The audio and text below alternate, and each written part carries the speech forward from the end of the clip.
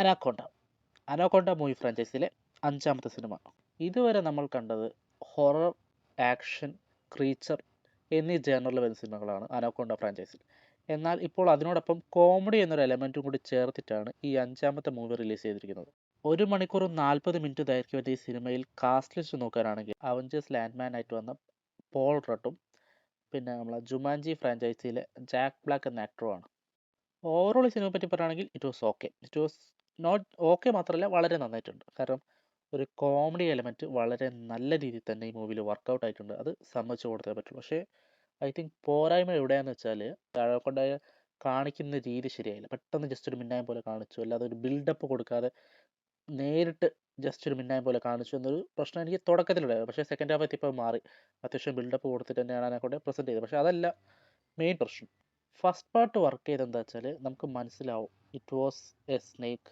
ഇത് നമുക്ക് തന്നെ ഒരു ബിലീവ് അവരുടെ മേക്കേഴ്സ് ഉണ്ടാക്കാൻ ശ്രമിച്ചിട്ടുണ്ട്. ഒന്നാമത് ഒരു റോബോട്ടിനെ ഉപയോഗിച്ച് ഉണ്ടാക്കിയത് കൊണ്ട് കൂടിയാണ്. എന്നാൽ ഈ പ്രാവശ്യം കംപ്ലീറ്റ്ലി കമ്പ്യൂട്ടർ ജനറേറ്റഡ് ആയിട്ട് അവർ ഡിപ്പെൻഡ് ചെയ്തുകൊണ്ട് തന്നെ കറക്റ്റ് ആ ഒരു നമ്മൾ ഇതുവരെ ഫോളോ ചെയ്തൊരു സൈസ് ഉണ്ടാവില്ല അനാക്കോണ്ടയ്ക്ക്. അതല്ല ഇവർ ഇതിൽ കാണിച്ചിരിക്കുന്നത്. കുറച്ചും കൂടി ഒരു ലാർജർ ദാൻ ഒരു 2 ടൈംസ് 3 ടൈംസ് ബിഗ്ഗർ. 3 ടൈംസ് പറഞ്ഞാൽ പോരാ, അത്രത്തോളം ഭയങ്കര ബിഗ്ഗർ ആയിട്ടുള്ള അനാക്കോണ്ടയാണ് ഇതിൽ കാണിച്ചിരിക്കുന്നത്.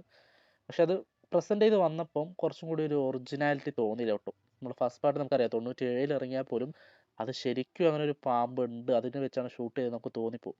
ആ ഒരു ഫീലിംഗ് ഇവർക്ക് ഇവിടെ കൊണ്ടുവരാൻ സാധിച്ചില്ല. അത് മാത്രമാണ് എനിക്ക് തോന്നിയൊരു പോരായ്മയായിട്ട് തോന്നിയത്. ബാക്കിയുള്ള എല്ലാ കാര്യങ്ങളും സ്റ്റോറി ആയാലും നല്ല സ്റ്റോറി ഉണ്ട്, പിന്നെ കോമഡികളായാലും അത്യാവശ്യം തിയേറ്ററിൽ എല്ലാവരും തന്നെ നല്ല മനസ്സറിഞ്ഞ് ചിരിച്ചിട്ടുണ്ട്.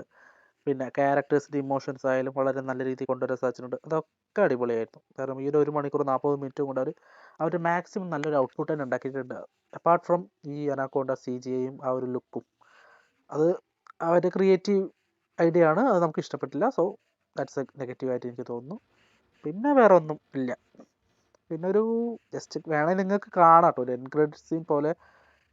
എൻഡ് ക്രെഡിറ്റ്സിൽ മിഡ് ക്രെഡിറ്റ് സീൻ ഉണ്ട് ഈ മൂവിയിൽ. ഈ ടൈറ്റിൽ റോൾ കഴിഞ്ഞിട്ട് ഒരു ചെറിയൊരു സീൻ ഉണ്ട്. സത്യം പറഞ്ഞാൽ കണ്ടിട്ടില്ലെങ്കിലും കുഴപ്പമൊന്നുമില്ല. കാരണം ഇനി ഫ്യൂച്ചറിലേക്കുള്ള സീനുകളൊന്നും അല്ല, ജസ്റ്റ് ഒരു കോമിക് എലമെൻറ്റ് കൊണ്ടുവരാൻ വേണ്ടിയിട്ട് കാണിച്ചു എന്നേ ഉള്ളൂ. ഓവറോൾ തീർച്ചയായും നിങ്ങൾ തിയേറ്ററിൽ തന്നെ പോയി കാണുക. ഈ അനാക്കോണ്ടൻ്റെ ആ ഒരു ബിൽഡപ്പ് കുറച്ചും കൂടി ഒന്ന് കൂട്ടായിരുന്നു എന്നുള്ളത് വെച്ചാൽ ബാക്കിയൊക്കെ അടിപൊളിയായിരുന്നു. പിന്നെ ആ ഒരു വിഷ്വൽ എഫക്ട്സും, കാരണം അത് അവരുടെ ചൂസ് ചെയ്തായിരിക്കും. കാരണം ഇത്രയും കാലം നമ്മൾ ഒരു നോർമൽ അനാക്കോണ്ടെ കണ്ടപ്പോൾ ഒരു മെഗാ അനാക്കോണ്ടെ കാണിക്കുക എന്നുള്ളൊരു കോൺസെപ്റ്റ് കൊണ്ടുവന്നായിരിക്കും. ഐ തിങ്ക് ഒരു ചൈനീസ് മൂവിയിലുണ്ട് ഇതേപോലെ, ബിക്സ് മറ്റോണ് പേര്. അതേ ഒരു മോഡലാണ് ഇപ്പോൾ ഇതിലും അനാക്കോണ്ടയ്ക്കും ഒരു പിടിച്ചിരിക്കുന്നത്. എനിവേ തീർച്ചയായും സിനിമ തിയേറ്ററിൽ തന്നെ പോയി കണ്ടു വെക്കുക. തീർച്ചയായും ഇഷ്ടപ്പെടുന്നുണ്ടെന്നാണ് എനിക്ക് തോന്നുന്നത്. ഇതിലിപ്പോൾ എനിക്ക് ഇതിൻ്റെ കഥ എന്താണെന്ന് പറയാൻ മാത്രമൊന്നും ഇല്ല. ഹൊറർ സിനിമ ആരാധകരായ 4 ഫ്രണ്ട്സ് അവർ ആമസോൺ കാർഡുകളിൽ ചെന്നിട്ട് അനാക്കോണ്ടയെ പറ്റി ഒരു സിനിമ ഷൂട്ട് ചെയ്യാൻ ശ്രമിക്കുന്നു. പിന്നെ അവിടെ നടക്കുന്ന പ്രശ്നങ്ങളൊക്കെയാണ്. സോ ഒരു നല്ലൊരു തിയേറ്റർ വാച്ചിനുള്ള എല്ലാ സാധനവും ഇതിനകത്തുണ്ട്. തീർച്ചയായും കണ്ടു നോക്കുക.